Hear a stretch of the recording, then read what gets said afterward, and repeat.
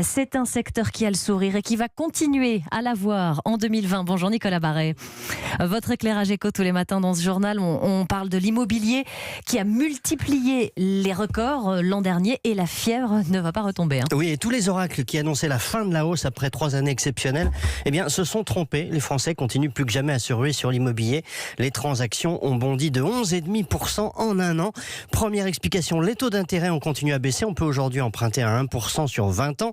Et puis deuxième explication, le chômage baisse, le nombre de personnes employées en CDI augmente. C'est un puissant soutien au marché. Puis enfin, les mesures fiscales de type suppression de la taxe d'habitation, baisse des cotisations sociales, réduction de l'impôt sur le revenu ont injecté du pouvoir d'achat. Oui, mais le résultat, c'est aussi que les prix flambent. Alors il y a deux France, oui. Dans la France des grandes villes dynamiques, on a des hausses spectaculaires, plus 8% à Paris, alors que le prix moyen au mètre carré dépasse les 10 000 euros, 10 175 euros exactement.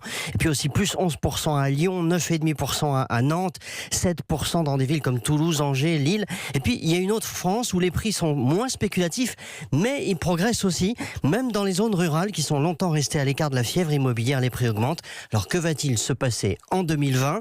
Les experts de Meilleurs Agents prévoient une hausse de 1,5% sur toute la France, 5% dans les 10 plus grandes villes et même 6% à Paris.